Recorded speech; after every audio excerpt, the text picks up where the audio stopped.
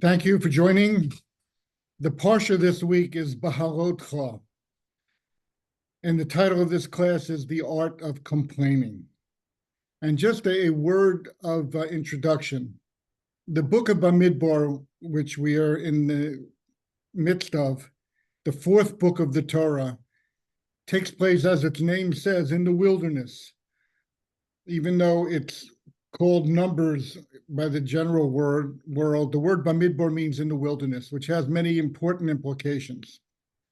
But the overall concept that Rav Hirsch introduces, and which I want to always stay with, is the following: that this is the book of the Torah when the Jewish people attempt to put into practice the observance of Judaism. They try to actualize all that has come before. What has come before? Well, we had the book before, Torah Kohanim, talks about the sanctity and holiness of the Jewish people.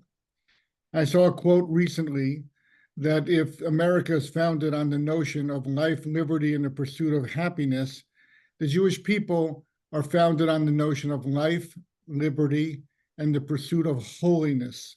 And that's what this book of the Torah is about. It's about the gap which necessarily exists between who we are and what the Torah would like us to become. And that it's important to always keep that in mind. You know, there's an old comment that's made oftentimes to people who are new to Judaism, which is, don't judge Judaism by the Jews. And even though that is oftentimes called upon to evoke people's general disappointment when they come bursting on the scene of Judaism and they're feeling this is the most remarkable, uplifting, inspiring practice that could be had, and then they see people coming to shul late and talking in the middle of tefillah and not seeming to be very excited or very into what they're doing, so it's daunting for people. So we say that. But the reality is that one of the proofs that Rav Hirsch holds that Judaism is a God-given religion is because it's not a suit of clothing that you can simply put on and it fits well. It's something you have to grow into throughout your life. And so what we're going to see in this week's Torah reading is the journey of the Jewish people. They have a physical journey to get from Mount Sinai to the land of Canaan so that they can enter the land that was destined for the Jewish people from the moment that Abraham arrived there at God's behest. But it's also a journey in terms of the Jewish people accommodating themselves and their characters and their natures and their behaviors to be fulfilling of the mitzvot of the Torah, of the ideals of the Torah and the goals of the Torah. So that's what this book is about. And we are presented in this week's Torah reading with a dizzying array of occurrences. And I just want to mention, if the title of this class is The Art of Complaining, the subtitle of this class is the following: we enjoy being confused by the manner in which God interacts with us. Why? No one really enjoys being confused, but we enjoy it because it gives us leeway. It makes us feel as though the world doesn't really make sense to us. And of course, the world around us, the general world, has always picked up this gauntlet and run with it. How do you say there's a just God with all the misery, suffering, contradictions in the world? Who could possibly believe that there's such a thing as a compassionate God? So in this week's parsha, we're not going to answer that universal question, but we're going to at least see how it's possible for these questions to arise within us in the ordinary journey of life, and how we can perhaps have some keys to solve this and to move from being complainers to move on to being people who are growing fulfillers and pursuers of the goals that the Torah holds out for us. So that's going to be the goal of this class, a rather modest class for us to do in the next 20 minutes or so. We'll see how far we get. The parsha begins with the lighting of the menorah, a commandment given to Aaron, and indeed it was a daily task each and every day for the Kohen to enter the holy area, not the Holy of Holies, but the holy area of the temple, clean out the wicks, replace them, replenish the oil, and light the menorah, which symbolizes light of Torah and illuminating the world. And that's the job given to Aaron. There's a backstory here, and the backstory itself is very perplexing. Because what Rashi raises, just as the rabbis do in the Midrashim, is the following question: what's it doing here? Why? It's a little out of place. We're talking about the journeys of the Jewish people, appointing the Levites to do their job and carrying and moving the Mishkan, the holy utensils in the temple from place to place. We've already appointed the Kohanim to their jobs. There aren't too many Kohanim, small group at this point, but they have their jobs to do. The Jewish people were organized into camps with flags and trumpets, we're going to see, ready to journey forth. And it seems like an odd place for the Torah to go back and record this priestly obligation of lighting the menorah each day. And indeed, the rabbis give us a very intriguing backstory. As Rashi explains, why is this parsha here? Because just prior to this parsha is the long, redundant list of the very elaborate gifts that the leaders of each of the 12 tribes brought at the dedication of the temple. And therefore, the rabbis see in this parsha the idea that Aaron, seeing this pageantry and this parade of lavish leadership gifts coming from the heads of each tribe, Reuven, Shimon, not Levi, Yehuda, all the 12 other tribes, meaning the two sons of Yosef, each being counted as a tribe, and his tribe, and certainly his priestly family, being left on the side. And it says that Choshadaito, which means he became dismayed, but it's often used in the prophets, especially, to mean he became jealous. And this is what the issue I want to raise. We're talking about Aaron here. We're talking about Aaron, who, when his brother, his younger brother, was being appointed at the burning bush to lead the Jewish people, and Moshe demurred and said, "Why are you choosing me? Choose my older brother. He's already back in Egypt, and he already is a leader of the people." And God reassures him, no, Aaron is thrilled and wholeheartedly is behind you being the chosen leader of the Jewish people. And in fact, he's venturing out to greet you at this very moment and to welcome you as the new leader of the Jewish people. And because of that purity of heart, we see that Aaron merited having the breastplate of the Kohen Gadol on his chest, which housed the Urim Uturim, the vehicle through which God communicated to the world and to the Jewish people. So therefore, what's changed in Aaron? And I would go even further. We're talking about the dedication of the Mishkan here, of the sanctuary, of the tabernacle. If you look back in Parshat Shmini, when Aaron had an assigned job to bring the initial offerings, Moshe has to encourage him, krav el mizbeach. He has to tell him over and over again, this is your job. Because Aaron shrunk back out of humility, out of a sense of, who am I to be the representative of the Jewish people to bring God's presence into the world? So what do we have going on here? All of a sudden we have a Dr. Jekyll and Mr. Hyde. We have Aaron, this pure-hearted, sincere person who we know from Pirkei Avot had just an overflowing love of people, valued peace and harmony amongst better than everything else. All of a sudden he's going rogue on us. He's going sour. He's sitting on the sidelines and he's saying, why not me? No, it can't be. That's the issue here. So rather, how is it properly understood? It's properly understood is that Aaron's motivations were totally pure. At this point in the dedication, he was spiritually aroused by the sincerity of the offerings coming from each of the Nasim, each of the princes of the tribes. And he had a sense that, well, why are we not part of this? Are we not essential to the linkage between God and the Jewish people? Why should we not have so prominent a role? And he only meant it for the sake of heaven. And hence God responds to him. And according to the Ramban, God responds to him in a very interesting way. God says, your role is greater than theirs. Are you kidding? You want to bring these one-time offerings and the dedication of the temple? Your lighting the menorah is perpetual. It's each and every day. And in a sense, through the Hanukkah miracle led by your descendants, the Kohanim, the Maccabees, it's going to even outlive the Mishkan itself. It's going to outlive the temple itself, because the Jewish people are forever, even in exile when there's no temple, they're going to be lighting Hanukkah candles. That's the way the Ramban construes it.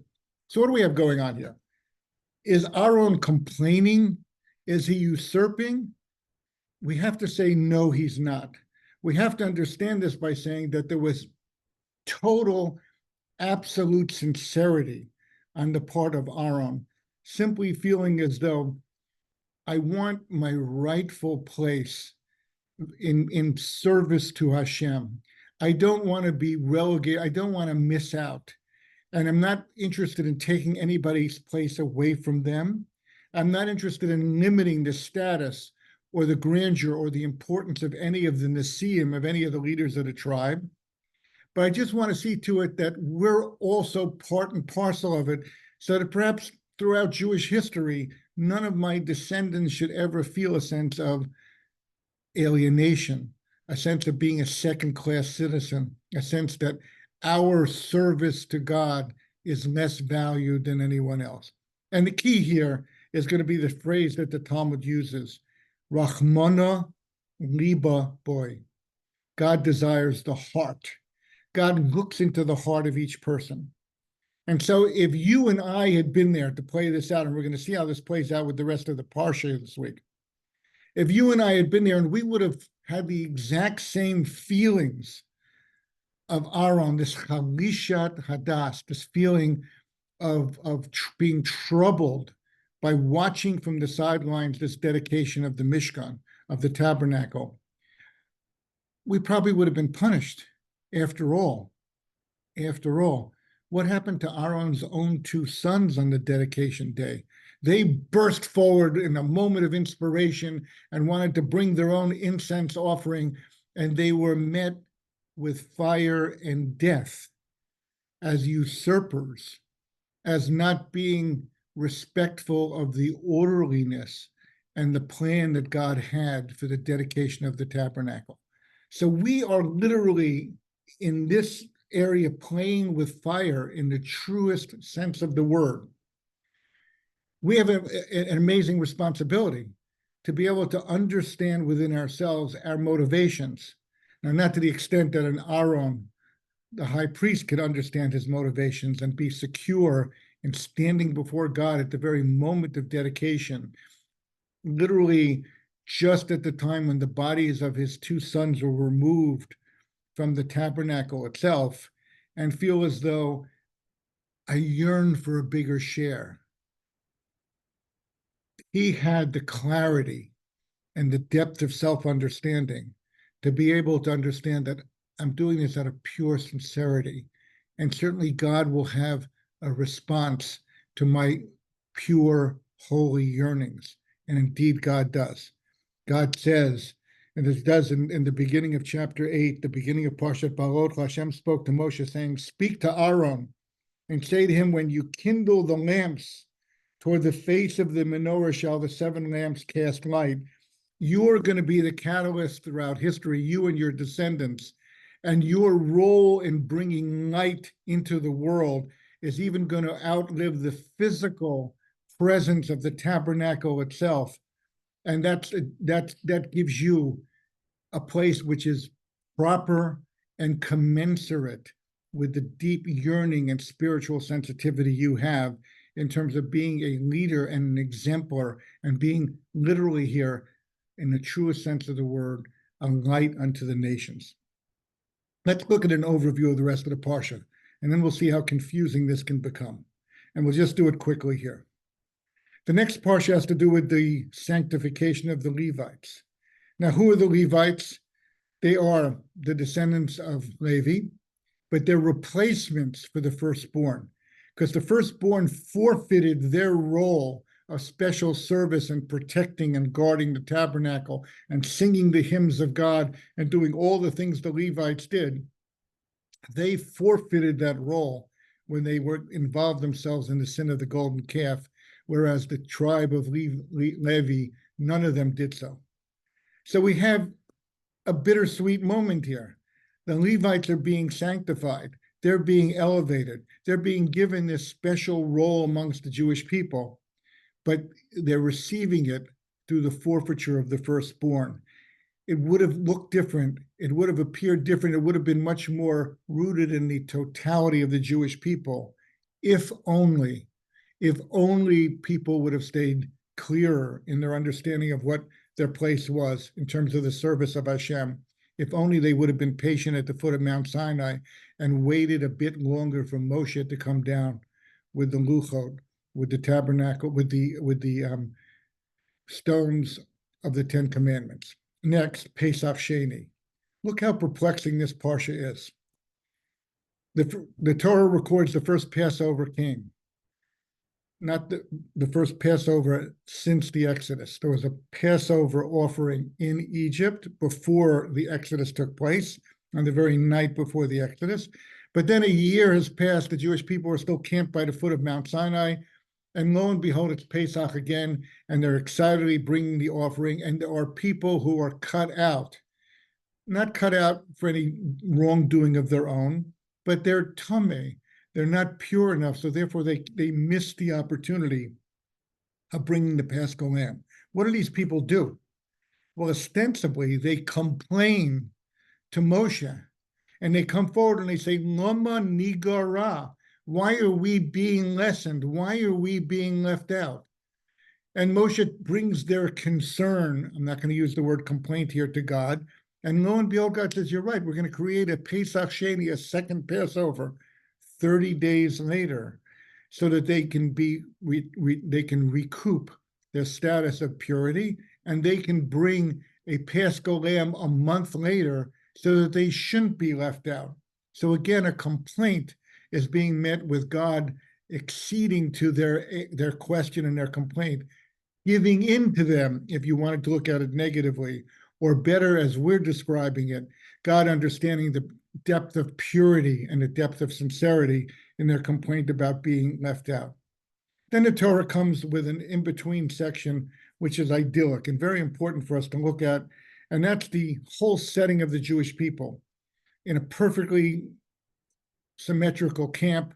The tabernacle's at the center, God's cloud covering them during the day and protecting them, a pillar of fire guiding them at night, so that they could travel literally in a sense of total security, enveloped by clouds of glory. And this is the way they began their movement and their actual journey to enter the land of Canaan. They had the flags, and the flags themselves, you should know. Each tribe had its own flag. Each family of the Levites had their own flag. Why? Why differentiating that way? Because they weren't the same. Some were on higher spiritual levels. Some were on lower spiritual levels. Some had a more, quote unquote, prominent, important role in where they were stationed in the camp and what their future responsibilities would be. Some had a lesser role. Think of it like an orchestra, where the prominent person is going to be the concert master violinist, and the tuba player or the bassoon player is going to get the occasional moment in the song, but that really won't be the norm. So when you look at all this, the Jewish people could see the differentiation, and yet they could be at peace with it, because after all, God's leading the orchestra. God is the conductor at the front, and everyone has their exact part to play and their role to play. And after all, this is God's people journeying forth towards the land of Canaan under God's auspices. And so we have the beautiful sentence that we're all familiar with, Vayehi b'nsoah ha'aron, that this grand statement we make every time we take the Torah out of the ark, And really, it's its own separate parsha, book of the Torah. It's unique in that it's set off with two backwards letters nun in the middle of the Torah. If you want to see it in the stone chumash, it is on page right around page 784. Well, somebody, maybe Frank will unmute himself and tell me exactly where it is. It sort of disappeared on me now. 786. 786. Thank you very much. Good. Good. Thank you. But it's a sublime moment when the ark would journey. Moshe would say, "Arise, Hashem, and let your foes be scattered. Let those who hate you flee before you." There couldn't be any possible opposition or challenge to the Jewish people marching under God's leadership in perfect harmony, harmony with one another, harmony with their responsibilities in the world, and harmony in the sense of each one feeling a contentment and a pride in what they were doing. And then Shuva Hashem Rivavot Alfei Israel, when it came time to camp and to stop the camp, God would return amongst them, amongst the myriads, thousands of Israel, because all was like one. And then our attention gets shifted again. And right away on page 786, the beginning of chapter 11, we have a group of people who are described as mit onenim. And the translation here in the stone chumash is that people took to seeking complaints. So here we get our art of complaining. But here this becomes a very tragic moment. What does the word mit onenim mean? It doesn't really mean complaint. The word, an onain is a person who has suffered a staggering loss. We consider a person an onain within moments of a near relative passing away. Confused, bewildered, obviously not in a position to take proper stock or assessment of anything. But here, there was no event that took place. It was a mindset adopted by the people. Mit onanim, they placed this status of being bewildered, of being confused, of being unhappy, of being dissatisfied. They brought it upon themselves. And they cried out. Moshe interceded right away, but yet there was a steep price to be paid. Next on page 588. What's the next thing? 788, I'm sorry. Later on in the same page, when we get to sentence 4, we have here, hitavu ta'ava. The people all of a sudden started lusting and desiring and wanting. And again, a sense of deprivation. I want to underscore that idea. Complaints come from a sense of deprivation. And we know from our children, everything can be perfect, everything can be idyllic, and all of a sudden, some kind of a spirit of dissatisfaction. And the child says, "You know that Lego set you gave me yesterday, which I was playing with? I hate it. I hate it." So if you're a nice, patient parent, before you lose your cool, you say, "Tell me why." Because my favorite guy isn't in the set. And I can't believe you bought me a set of Legos that didn't have my favorite little guy in it. These are moments that try us all. But these are moments that are magnified and that we have to have an ear for in our own lives. To play it out, a person can buy a new car and leave the dealership feeling like $1 million. I guess feeling like $1 million in 2024 isn't such a good feeling, so we'll have to ramp it up a little bit. And then you come to the first stop sign, and lo and behold, alongside of you pulls up a guy with the XE model compared to your X model. And right away you look and you say, "Oh, that is better." These are moments where you have to say, hitavu ta'ava, that you're cultivating a craving. You're bringing something in within yourself. And here already, Moshe himself similar to the allegory with the father with the Lego set, Moshe seems to lose patience. He's dispirited. And he says to God something very, very profound.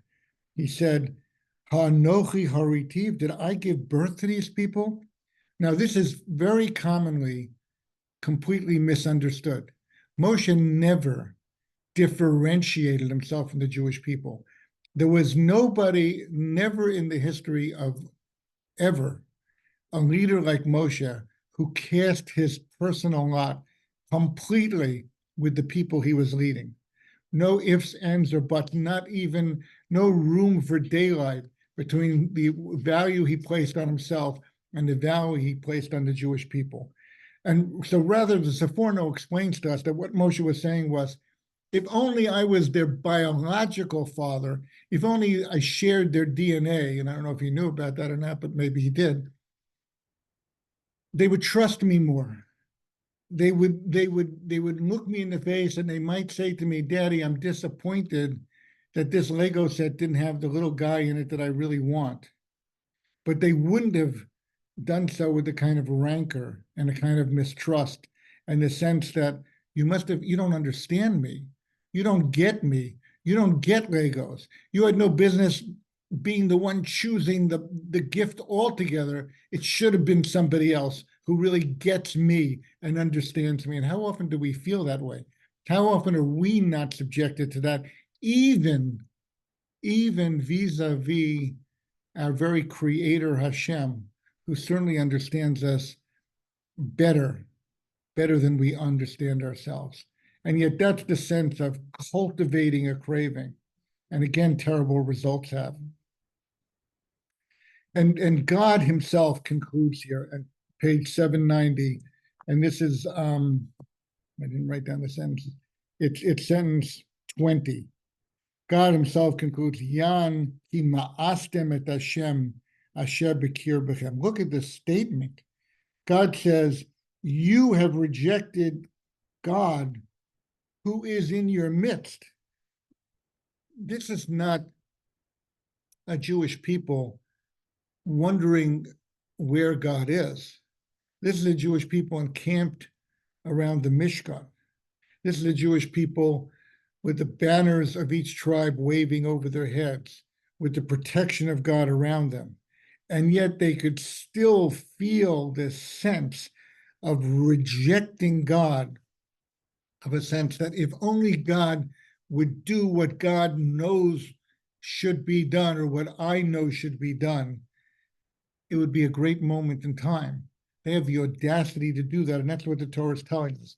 Look at the manner in which people are capable of questioning, doubting, or poking holes in any and all relationships. And then finally, we come to the end of the Torah reading, and this is a much more sensitive portion. But we have Miriam speaking to her brother Aaron about their brother Moshe and questioning, and it's understood differently by different commentaries. I think a straightforward way of understanding this would be Miriam, out of concern for Moshe's wife, because the trigger here, according to the rabbis, is that she became aware that Moshe had completely physically separated himself from his wife, given his special responsibility to interact with God on such an intense level. And basically, it's not this rough of a sequence, but basically, Miriam turns to her brother Aaron and says, we're prophets. We're pretty important people. We have pretty intensive relationships with God. The water they drink comes from the well. That's because of me. The clouds that cover them are because of you. Maybe Moshe is misunderstanding himself, and maybe Moshe is maybe a little too full of himself, or feeling too self-important, or maybe just making a colossal misjudgment. And right away, Miriam is struck by tzarat. And this is considered to be Lashon Hara. Now, how is this Lashon Hara? Was she denigrating her brother? Was that her point? No, she was trying to repair what she felt was a serious breach in the personal life of Moshe and his wife. However, What she was doing was what classical Lashon Hara on her sublime level is all about. It's, I'm going to judge you based on who I am. I'm going to not give you the benefit of the doubt. I am not going to assume that you occupy a place in the world which is so much different than mine, but rather I'm going to judge you. Of course, I judge you based on my own perspective. And in doing so, you see how Miriam's words, on a very sublime level, but they reflect the whole theme of this parsha of the Torah. This parsha of the Torah is the world according to me on various levels of spiritual sophistication. And the world according to me could be totally pure, like Aaron yearning to represent his Shevet and bring offerings and bring tribute to God at the dedication of the Mishkan. It could be on the level of those people who were sidelined when the first Pesach was observed a year out of Egypt, who felt as though Lama Nigara, why are we left out? After all, we didn't do anything wrong. We're not responsible for anything. It's almost like Job saying, why should we not be part of this? Why should God exclude us? But their only motivation was a yearning to be part of serving Hashem. And yet, in other situations, which in a certain sense only the person themselves could judge about themselves, we see people bringing forth complaints that are not justified. We see people suddenly having a craving that's of their own creation, as so many of our cravings are, or their machinations of our own sense of where we belong. Or what God should be doing for us, or doesn't God realize who I am? All these type of thoughts, all these type of psychological profiles, the Torah in this parsha is going through one after another. And the Torah is not here to confuse us. The Torah is not to say, well, God just happened to like Aaron, and he happened to like the people with the Pesach lamb offering, and he just doesn't like the people with the Eruv Ra, the assembly on the side. He doesn't like the people who like meat. He's a vegan himself or whatever. It's none of that stuff. It all comes down to this central issue.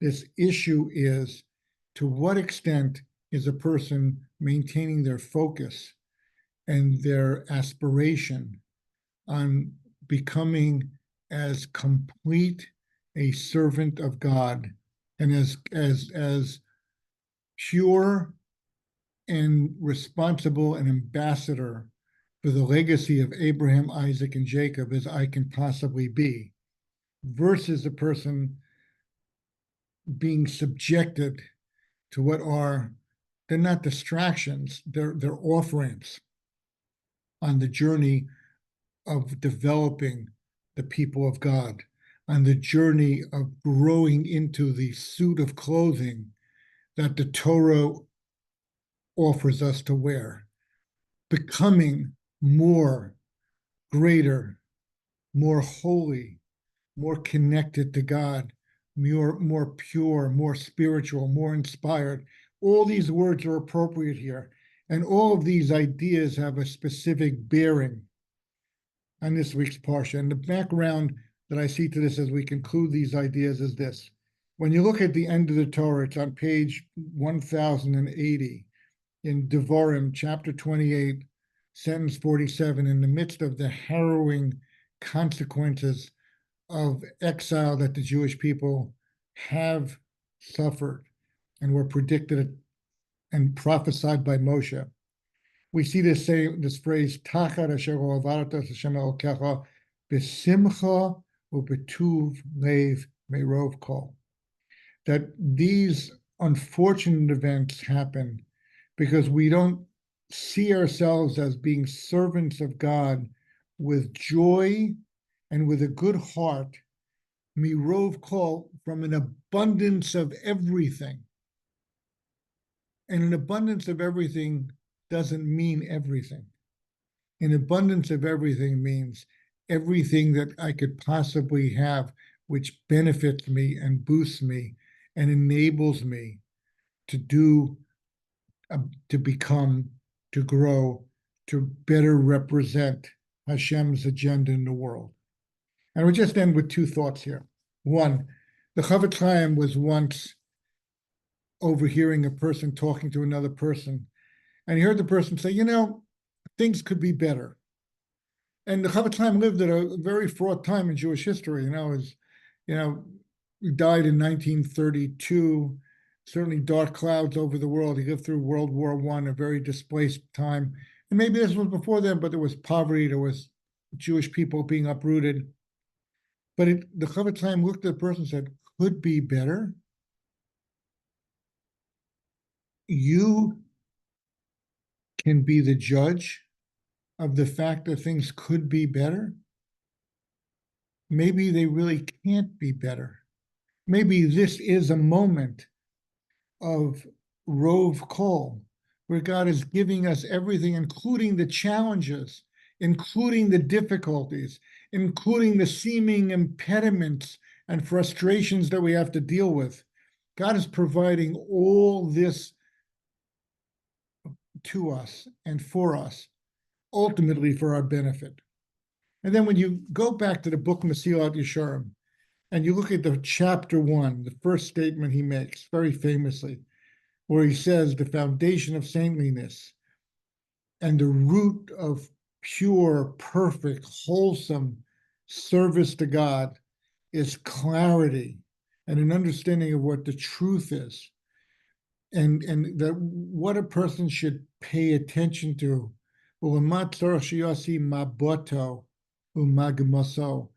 Where should his gaze be focused? And what should his goals be at any given moment in time?